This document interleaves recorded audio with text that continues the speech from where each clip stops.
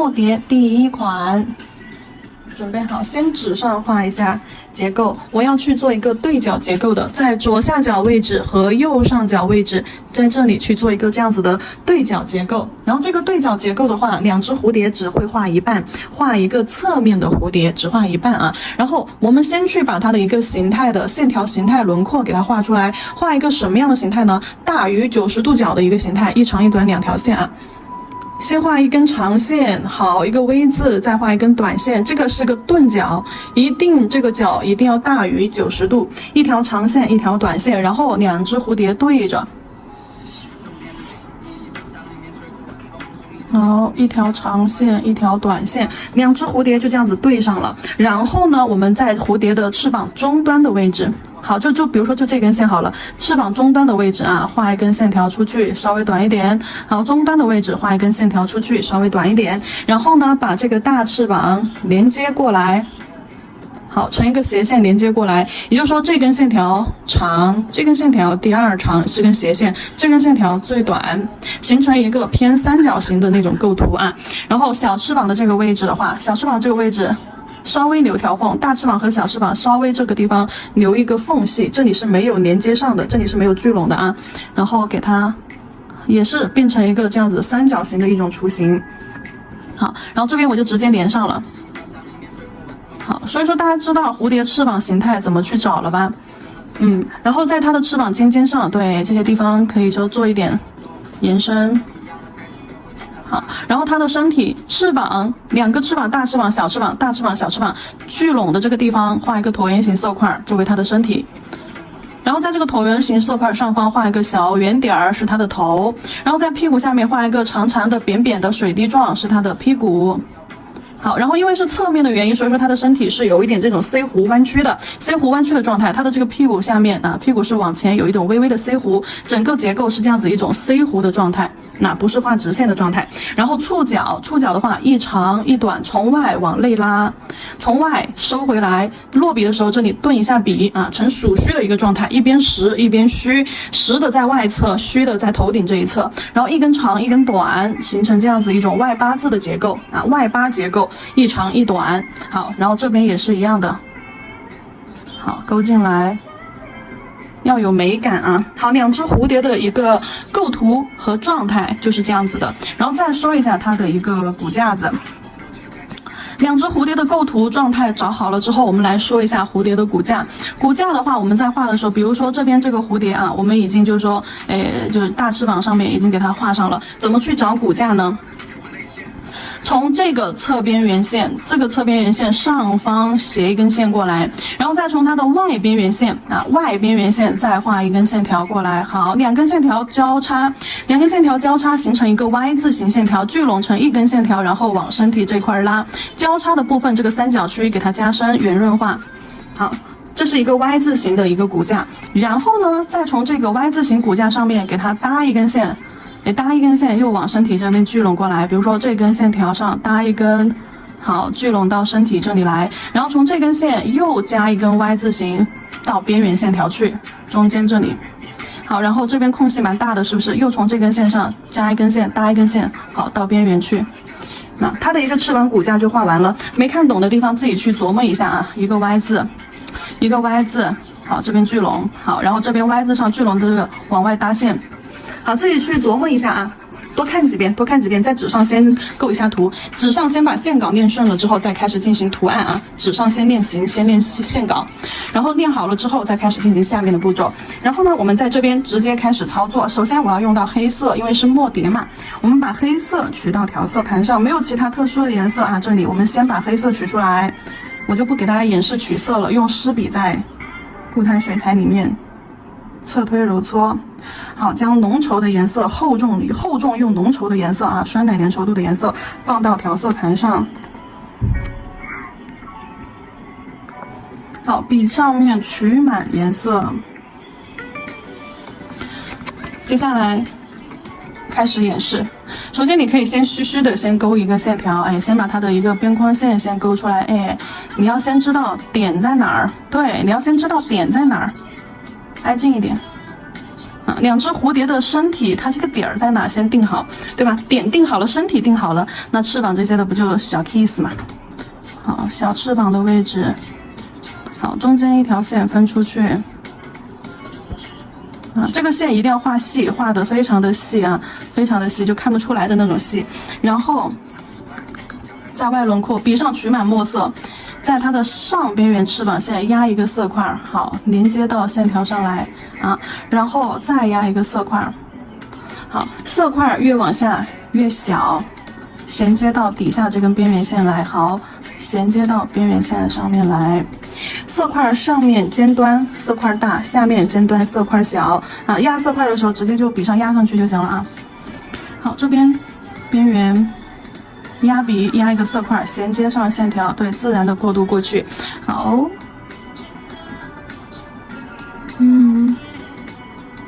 好，色块衔接上，然后呢，在这个小翅膀的尖端，好，勾一点须子。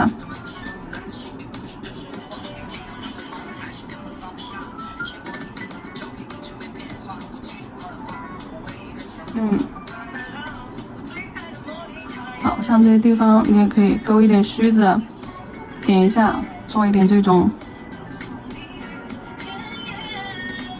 尖尖，这边尖尖，大翅膀上尖尖这里色块大一点啊，就大翅膀这里是一个非常往外侧的、往外拉扯的一个状态，大翅膀靠上边这个尖尖往外拉扯，小翅膀靠下面这个尖尖往下拉扯，整个蝴蝶形态就是说不要画的太圆，整个要形成一个三角啊，一个三角。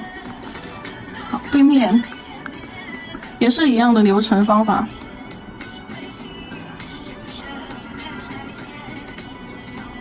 好，衔接上色块。好，小翅膀。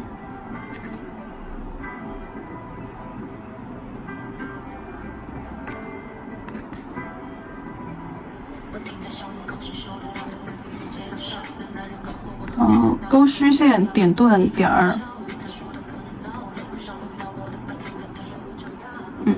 形画好了之后，我们再给它勾。不，先不勾。形画好了之后，你可以先把身体给它画出来。好，椭圆形的身体上面连接个圆圆的脑袋，圆圆的脑袋。好，下方屁股弯弯的一个瘪瘪的水滴，长长的弯弯的瘪瘪的水滴。好，往前去，小脚儿从中间肚子这个色块勾一点小须子出来，哎，有点交叉交错啊，小脚儿，哎。啊，随便的勾个3、4根、4、5根的样子就可以了。然后鼠须从外往内先勾回来，一根长，顿一下笔尖，好，笔尖提起来，勾回来。哎，我在这里侧面给你看一下我压笔的细节啊，侧面看一下我笔尖接触的一个细节。好，笔尖压下去之后提起来，勾的时候你看，勾的时候没有压笔啊，勾的时候只用了毛尖一点点。好。压笔压完之后提笔，只用毛尖一点点勾回去，这里就很考验大家的一个控笔了。所以说基础课的那个线条控笔那节课练着走啊，把线条控笔那节课一定要吃透，吃透完了之后去每天练，跟搭着后面的课程每天练半个小时到1个小时，你的控笔你的线条会有质一般的飞跃。因为这个没办法走捷径，只能日积月累。所以说控笔课那几节课大家每天都练一练，要练的内容我也给大家演示出来了。好，然后接下来用一个干净的水笔啊，我带到这里来。好，用一个干净的水笔打湿。好，用一支没有颜色的水笔啊，把这个色块边缘揉搓开，揉搓洗色。揉搓掉的颜色干嘛呢？揉搓掉晕开的这个颜色，多的就往外边缘深色区去少的就干嘛呢？就往中间空白区域去带，但是不要太多。擦一下笔，揉完一块地方之后擦一下笔，重新取水湿笔，不要让整个画面脏。我让你擦笔你就擦，你不要管那么多，你别想着老师说擦我不擦啊，应该没多大问题。擦一下啊，不然到时候你整个画面就很脏。白色空白区域是不能完全被占领的，但它可以被占领一点点，但是它不能完全被占领。好，身体这块也揉一点出来，对，就做成这种雾化雾面的一个效果。我等一下给你看两支的对比，雾化和不雾化的一个状态。好，把色块内部，好，晕一点点出来，毛尖尖去带色，毛尖尖带色最保险了。有些边缘太实的晕一下。对，有些边缘太实的地方，好晕一下。太实的地方会让人觉得太生硬、太死板了，不够灵动，不够自然。对，你看这些边缘，我晕一下。好。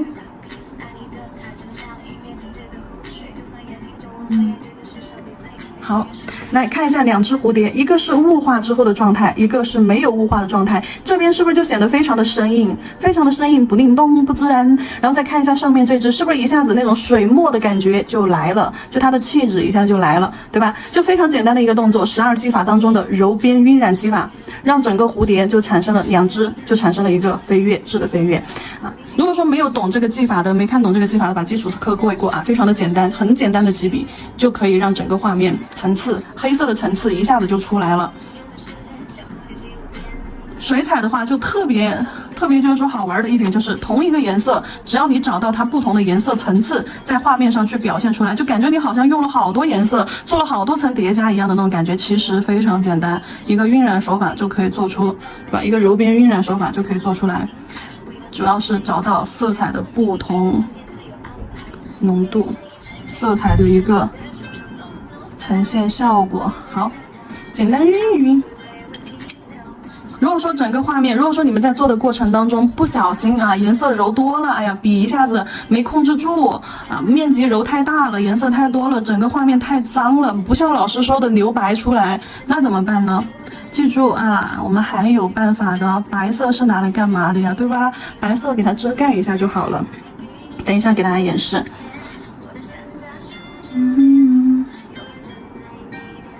好，然后接下来晕染完了之后，我们去给它画骨架。就按照刚刚我们旁边这块演示的这个方法去画骨架，注意线条啊！我们在甲面上彩绘当中，线条一定是虚实结合的，不要就尽量少去画，特别是花形或者是这种啊就比较灵动的一些形态的时候，尽量我们不去画这种实线啊，尽量不去画这种实线。比较灵动的线条的时候，特别是带弧度啊，直线咱就不说了，带弧度的线条一定是要有虚实，哎，一定要这样子虚实结合。懂了吧？就是勾线技法那节课当中的虚实啊，不对，虚实。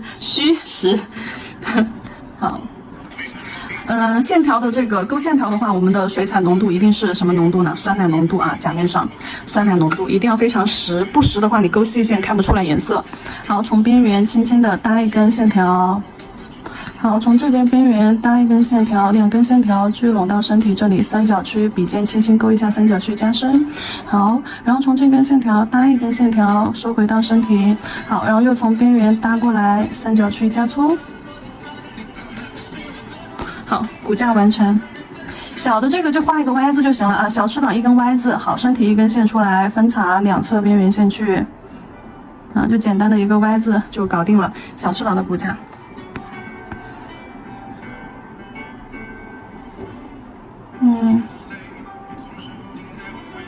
提呀提，好，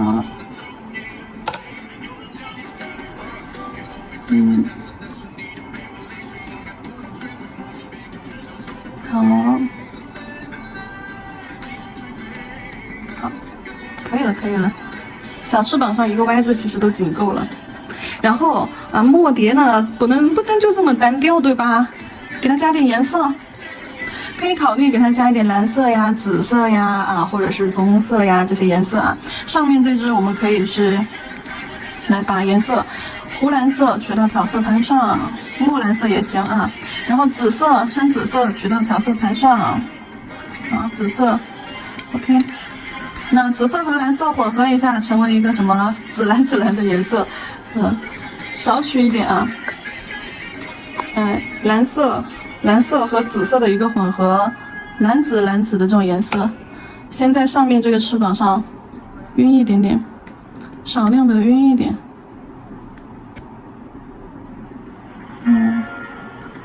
好，在边缘，哎呀，多了，赶紧洗色。这里的话，颜色一定要淡雅，少洗色就将颜色稀释，然后笔吸附，吸掉，擦到纸巾上。好，然后下面排点紫色，一丢丢啊，别太多。对，浅浅的给它侧推扫一点上去就好了。一定要浅，这里颜色不能深，重点还是以墨色为主。点点彩色只是为了给它点颜色看看，给它点颜色看看。好，然后下面这个你可以就用蓝颜色。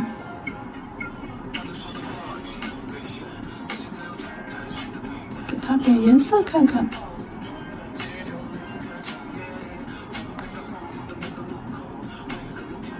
好，将颜色稀释，就是呈水状或者豆浆状态浓度啊，不要呈实色。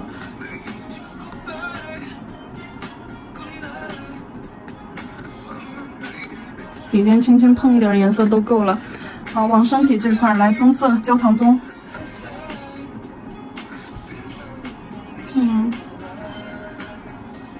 深色这块，身体这块焦糖棕。渐变开，就是往身体那块颜色深。往翅膀中间颜色变浅，呈渐变状态啊。然后从身体连接翅膀这里加深，身体连接翅膀这里加深，不然的话这块会断层的。好，2支墨碟。如果说要给它制造一些就是那种画面感啊，你可以在它们2支中间做一点晕染。来，黑色的色块加上去啊，不是死活的加上去，色块加上去之后笔上沾水。晕开，好，晕开，互相牵连着。如果说像这种晕的比较死板感嘛呢，死板的话怎么办呢？我们为了让它画面像晕染的水墨的感觉柔和一点，打圈圈揉色块边缘，打水圈揉。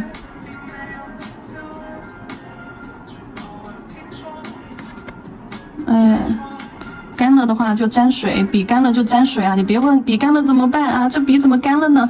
干了要去沾水的哦，干是很正常的哦。纸巾会吸水，水雾也会在空气当中挥发。好，然后再趁它没干再点一点抹进去。好，你也可以不加啊，你也可以不加这个晕染，加不加的完全看你们。我是想要加一点，2只蝴蝶的话有一点点碰撞感。当然在甲片上做的时候，这层晕染是要做在下层的，先在甲片上做好，做好了之后再去画蝴蝶。那周围啊这些对吧？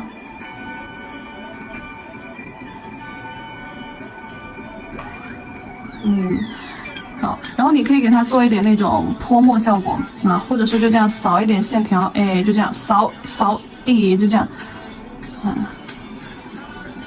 残影，就这样扫。最好是来点墨点吧，黑色，笔上取满黑色，然后泼墨技法啊，12技法当中的泼墨技法，笔上取满黑色，来拨动笔毛，好，做一点这种泼墨效果，江湖味更重了。泼了的这个墨点儿可以挑一些，这个是增加氛围感的一个辅助技法。然后敲击笔杆和拨动笔毛出来的墨点效果是不一样的。如果说想要凌厉一点这种泼墨泼洒的效果，成片式的这种，那么就是拨动笔毛。好，来，有一些色块可以这样带一下，带点残影出来。好，差不多了，可以了。墨碟，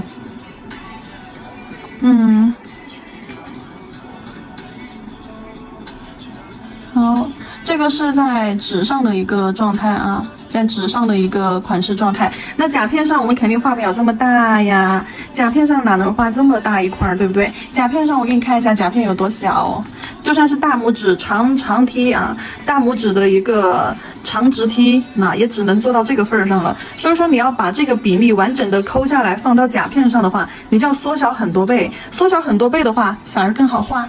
缩小很多倍的话，很多细节我们是可以给它节省掉的、切掉的。好，那么接下来的话，我们可以看一下在甲片上的一个操作啊，纸上形态啊，纸上的一个形态演示。先在纸上练一下形啊，找一下形，练一下手感，然后呢，我们再上甲片去操作哦。接下来我们在甲片上进行款式的操作，甲片选的是一个长直梯，长直梯的甲片。首先乳白色在甲面上做一个水液的晕染，不需要任何的技巧啊，只需要做到颜色有虚有实就可以了。好，随意的将颜色刷到甲面上，刷到甲面上，注意在本甲上的时候，注意刻画一下后缘的细节和甲沟两侧的细节啊。刷后缘和甲沟两侧的时候小心一点。好，中间的时候颜色可以这样大大咧咧的带过就可以了。就这样很随意的一个颜色，就是要让甲面的这个乳白色呈现出这种不规则的状态。如果说有颜色多的地方，你可以用圆头笔再去扫掉一些。好，拿去照灯。底色照完灯之后，磨砂封层，水彩磨砂在甲面上整甲全涂。这一层磨砂封层作为隔层，等一下我们要用水彩先把晕染底做了，对，先把水墨的那个晕染底做了，然后呢再去画蝴蝶的部分。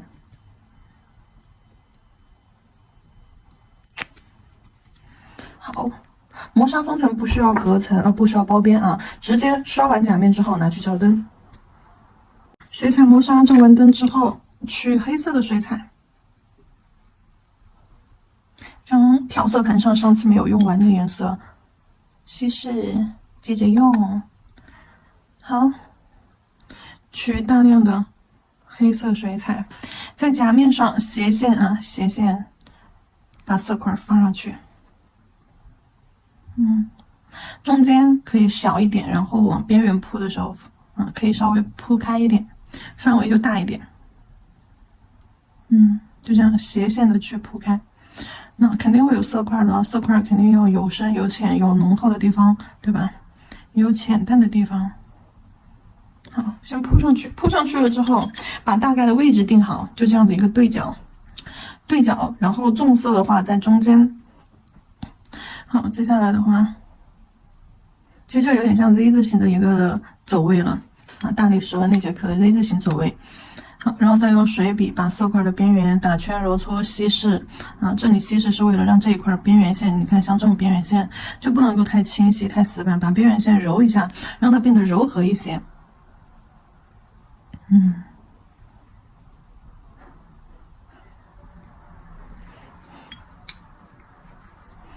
那这条边缘线柔和一些，对，你看多好看。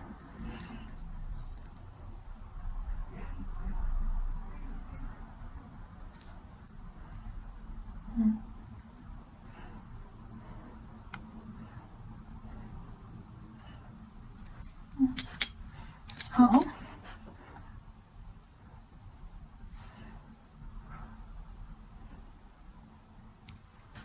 黑色加一点进去，也是这样打圈圈往边缘揉散，就这样打着圈的走。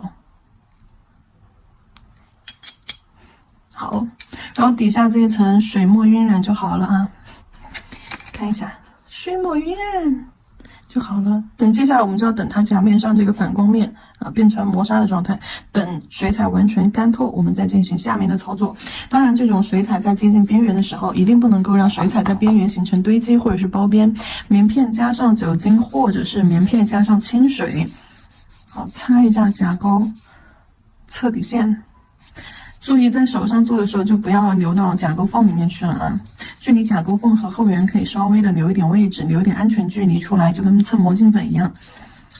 要留一点缝隙给底胶包边，然后准备好我们的彩绘胶彩绘胶准备好，要把蝴蝶的一个雏形给画出来。彩绘胶准备好，你要看一下画一只蝴蝶的距离空间它够不够。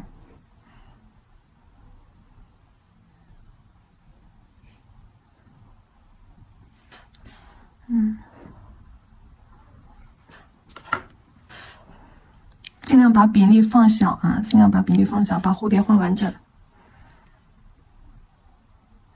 上方这个翅膀一定要最长，然后到下面的翅膀都是呈阶梯式，对，画矮一点。小翅膀。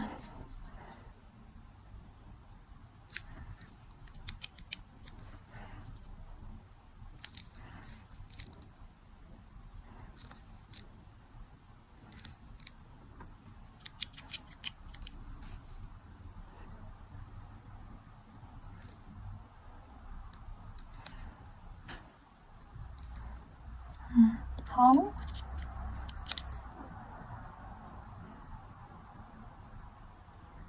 先用一个尖尖钩，然后再压笔提笔收。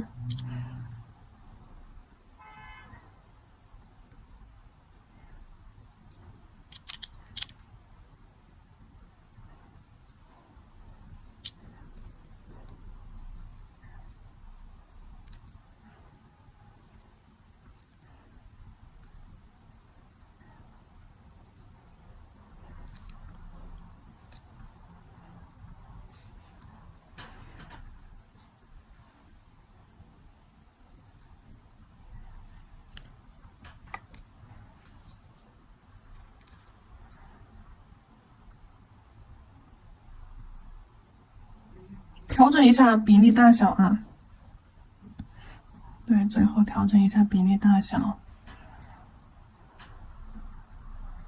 放2支是没有问题的，是能够放得下的。好，然后白色彩绘胶拿去照灯。白色彩绘胶在照完灯之后，给它涂上磨砂封层胶去做局部隔离。好，这层磨砂封层可以不用整甲全涂，你只刷局部就可以了。好，你只要把白色彩绘胶的部分盖住就可以了。好。刷着刷着，我还是基本上整个甲面涂满了，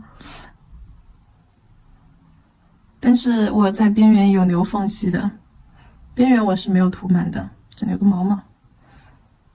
你看一下边缘，我真没涂满，边缘有明显的这个边缝啊，因为就是下层晕染隔了一层水彩，然后那一层没有去上底胶，所以说这一层的水彩磨砂我一定会靠边缘距离非常的远，这是为了后面水彩完全操作完了之后，底胶好去进行一个包边。好，让这个继续照灯60秒。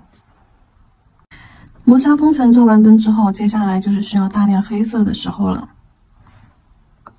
按照刚刚我们纸上的样子，好，先把黑色排上去，排到它该去的地方，翅膀上。先浅浅的勾回来，色块排完之后，先往身体浅浅的勾回去。好，别忘了小翅膀。你看我色块基本上都是这样点上去的，就很随意。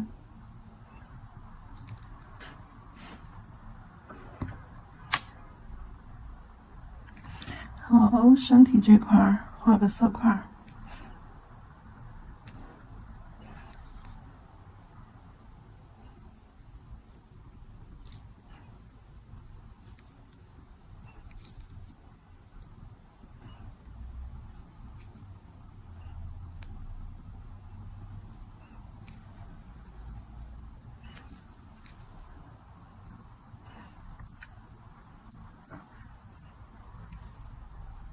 身体中间这里画一个色块，色块的话跟翅膀稍微连接一下，不然显得身体这个色块就很突兀。脑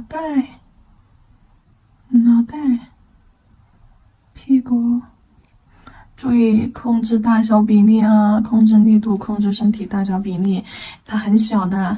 这里你身体不画出来，其实问题也不大，因为后面我们会做成立体的，包括它那个触角，你都不用现在去给它画出来，我们后面会做成立体的。好，然后你可以把它的一些先晕染吧，先用一个干净的水笔，好，简单的控一下水。干净的水笔先给它雾化一下，揉稀释一下翅膀的这个边缘色块，稀释了的颜色轻轻的好往翅膀空白处稍微带一点点，一点点就可以了，不要太多，因为这里本身翅膀在甲片上空间就很小，你一晕色晕多了，很容易甲面上翅膀一下就糊掉了。对，就这样。轻轻的晕一下，可比在纸上要小心很多啊，比在纸上下手要温柔很多，要考虑到比例大小、色块大小。所以说我为什么说甲面上其实还好画一些，因为甲面上比纸上需要注意的细节少太多了。好，继续。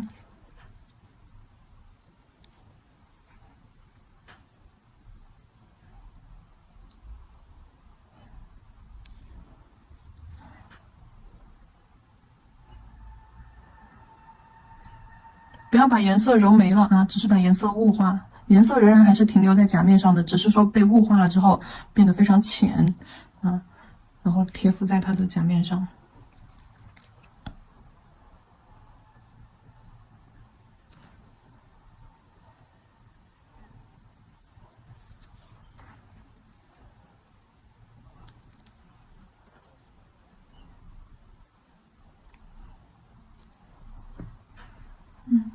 好，也是等甲面干，等甲面干了之后，我们再去给它骨架安排上。这里的颜色黑色的浓度要取到一个酸奶粘稠度，就是勾细线。好，骨架从上边缘翅膀，好，轻轻的往回勾一个虚线，外侧边缘勾一根虚线，聚集。好，我聚集成一根，勾回到身体，然后又从边缘上，好，勾一根。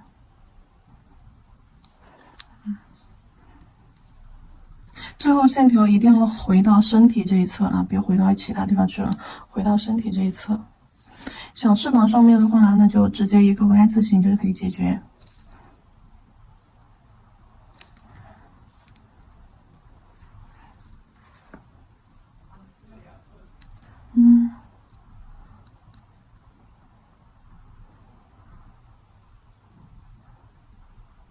线条聚拢的地方，三角区可以稍微粗一点点。然后，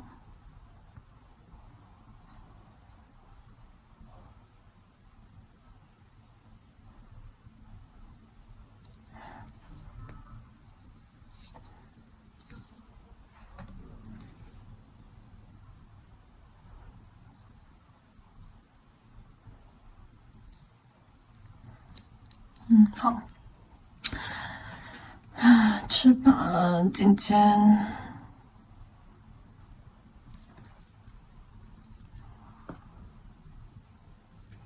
好，再回一些线条上去，就勾的稍微凌厉一点，有江湖气一些啊。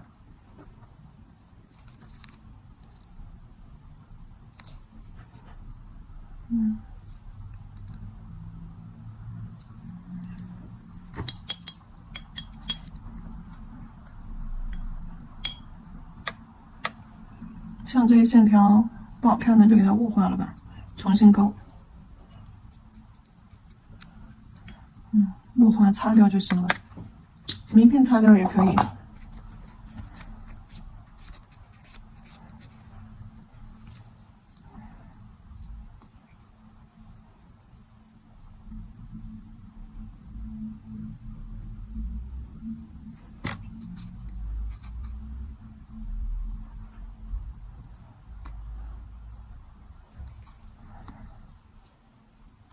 先粗后细，然后定点压粗，然后再勾细定点。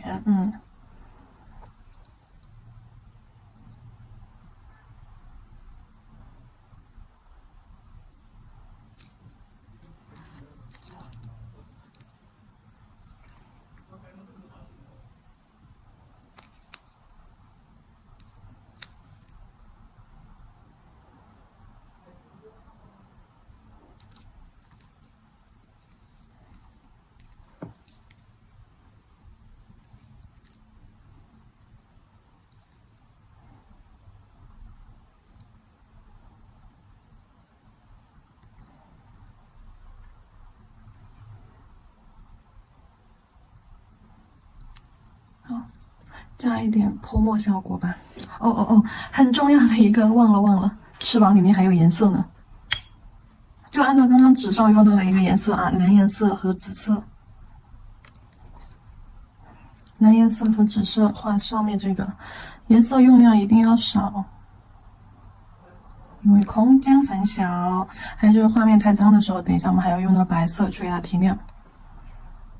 笔尖取丢，颜色就够了。紫色。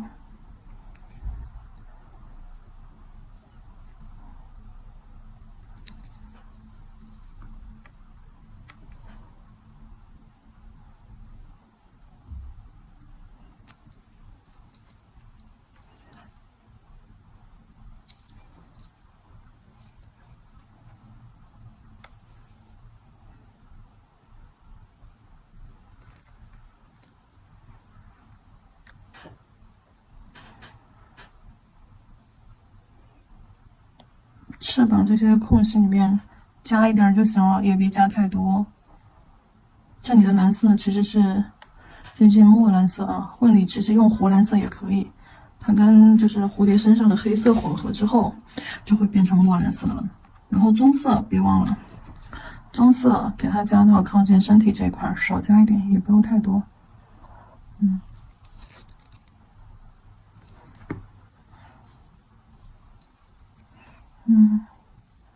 好，白色水彩，这个时候白色水彩出场，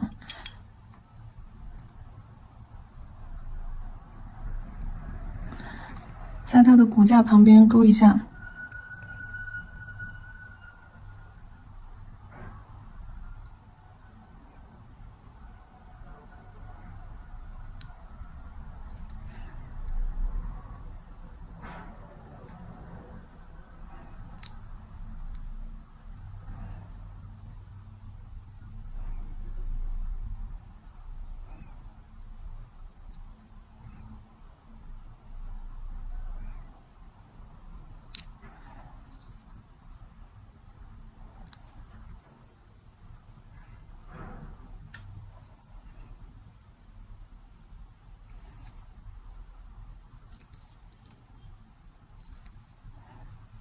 点上一些白色的小点儿、轮廓啥的，对吧？点亮一点白色空间的小高光。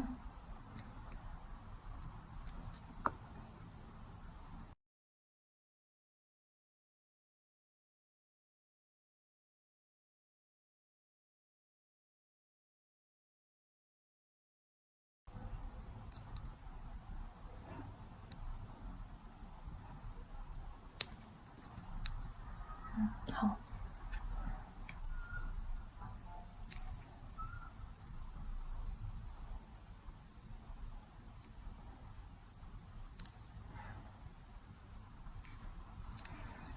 要不要给它加一点珠光色呀？珠光也可以加一点，为了让它更精致。其实墨蝶很简单的，只是你要让这个简单的墨蝶变得精致起来。不简单的话，你能加的东西就很多。就比如像我这样，一会儿又补一点，一会儿又补一点。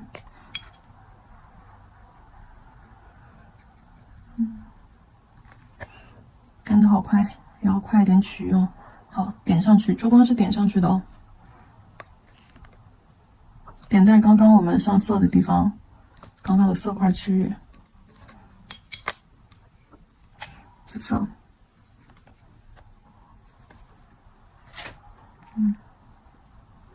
点上去就上色。这边没有紫色，这边是棕色，棕色嘛就用这个金属色咯。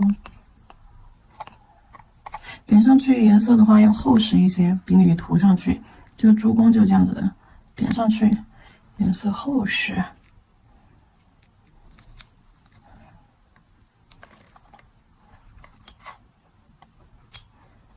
好，泼墨给它来一点吧，纸张铺开。那里怎么有个甲片？纸张铺开，取黑色水彩。好，取大量的黑色水彩。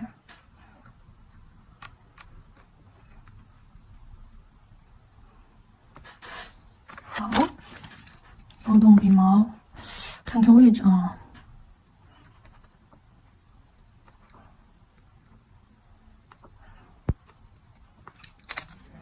好了，我甲片离的，我笔离甲片特别近，就扫出来了，就这种泼墨的效果。好了，可以了，就在这上面这个空隙处和下面这个翅膀啊，这上下两个空隙处，留白最多的地方，去给它做了点这种泼墨效果。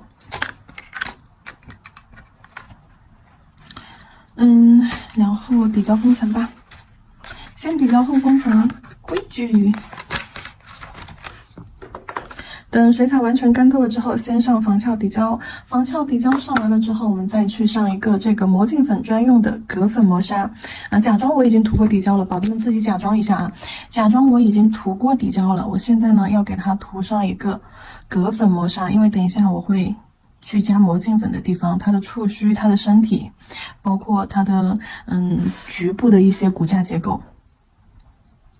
好，整甲全涂隔粉磨砂封层，隔粉磨砂封层照灯60秒到120秒，完全给它照干照透，把它当做最后一层封层来处理，薄薄的去涂一层。好，拿去照灯。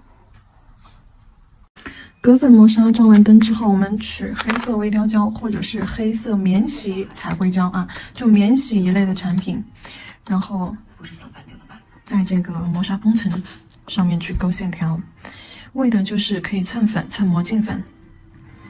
极细勾线笔，取胶，把它的身体，好，身体一个椭圆形的色块，身体是一个椭圆形的色块，一定要把胶堆出立体感来哦。好，你不是唯一的买家，那堆出立体感来。头。决定之后你就没消息了，这么突然找我，肯定有问题。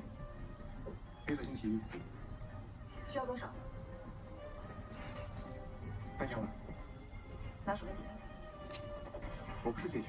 颜色你看我这个胶啊，都是放上去的，不是描上去的。看我取胶的时候，一定会在笔尖带一个小胶珠，然后把这个胶珠放在粗的地方，然后提笔用笔尖勾上去，这样子的话出来的胶体就会比较立体。抓小脚、小爪子、小脚，扫2根儿。这种人的前途的感觉，你这是在找死！什么叫自由自己？什么是委托自己？什么叫一笔一子？不要把人家交给管理的资金当做你个人净资产哦。真相是，一家欠税不到3000万，借款1亿2千万，怎么那叫一笔？这个是1比4，人人都知道。触须也是从外往内勾，胶珠留在外。不做主人，做客人，退出南京路，守住你的沃尔玛1亩3分地，好吗？别说啊，这股子不要这么大。你听我讲，最不好的时候就是最好的时候。3年前，上海一共就8只股票，25家对公司。接下来一些骨架、身体的骨架或者是翅膀的轮廓，股民数量可以稍微的勾勒一下。这种发展速度，证明市场只会越来越好。以前我们是炒股票，眼下有机会发股票，现在就差一口气了。这张入场券是你帮我拿回来的，为什么要放弃了？好，走一点这种交错的线条，点下去色块，勾回。我保证，合同是我签的，要是真的出了什么问题，我会负责的。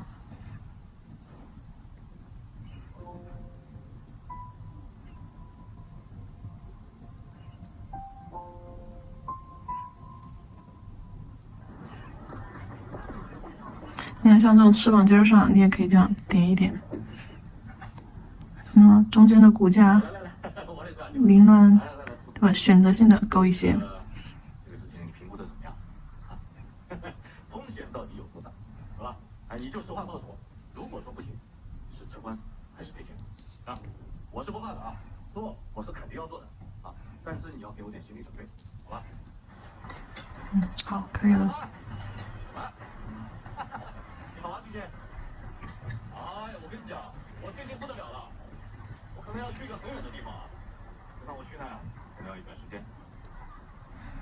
你照顾好自己。照灯60到120秒啊，照完灯之后再去蹭魔镜粉。我说的是万一。照完灯之后，一定要选一个颜色很深的这种古铜色。这种魔镜粉一定要选一个深一点的颜色啊，暗沉一点的、深一点的颜色，不然的话跟整个款式的风格就不搭了。其实就这样黑色的也蛮好看，你不蹭魔镜粉，这个款式就这样子也好看的，就是这样子磨砂底啊，磨砂底，然后配上这个黑色的微雕胶啊，或者黑色的这种免洗彩绘胶，那就有立体效果就可以了，跟磨砂的底部产生一点碰撞。然后你再看一下蹭完魔镜粉之后，它又是一种什么状态？会更精致。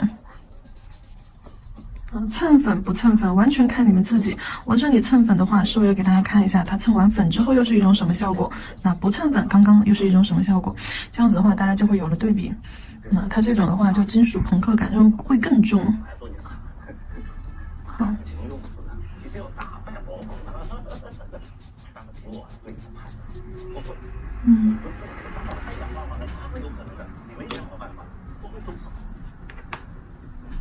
好，然后现在就很麻烦了。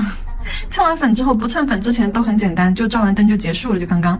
但是蹭完这个魔镜粉之后，就面临了2个选择，第一个是磨砂面还是雾面的选择。如果说你想给它做成亮面的话，直接整甲全涂底胶封层照灯即可。如果说你想要保持就是现在这个效果，底下封层的话是磨砂的，然后金属部分是亮光的，要保持这种效果的话，那么你就需要勾线笔。勾线笔和硬式封层，或者是免洗的那种粘串胶之类的或者是那种硬式封层可厚涂的那种封层，然后去勾一下，把每一根蹭的魔镜粉的线条再重新的去勾一遍。来吧，这个就比较麻烦一点点了，我这里勾给大家看一看就好了啊。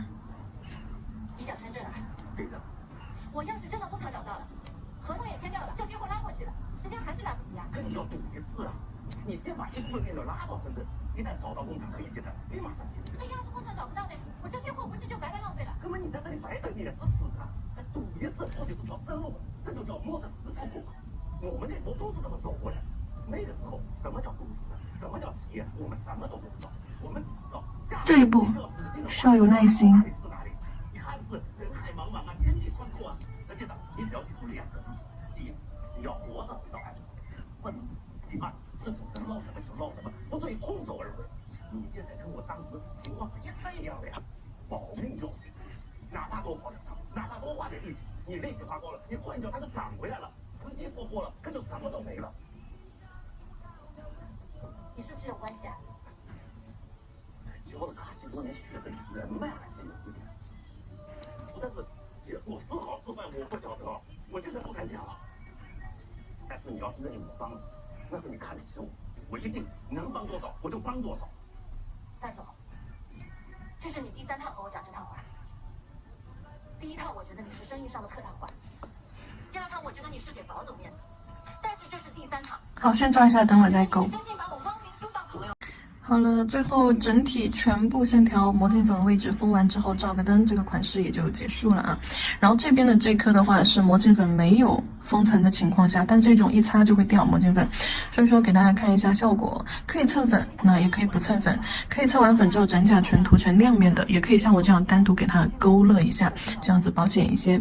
然后这边的这个底色的话，底色我是在晕完了这个黑色之后，黑色的晕染做完了之后，又用白色做了一点晕染，盖了一下子那个黑色的晕染，所以说你会看到这颗的底色会稍微的白一点，这颗的底色会稍微黑一点，因为这个黑色晕完了之后，我就直接画蝴蝶了，那没有再用白色去盖，然后呢也没有去点白色的泼墨，白色的泼墨会让白色会让整个画面又亮起来啊，不会这么暗沉，2种感觉大家参考一下。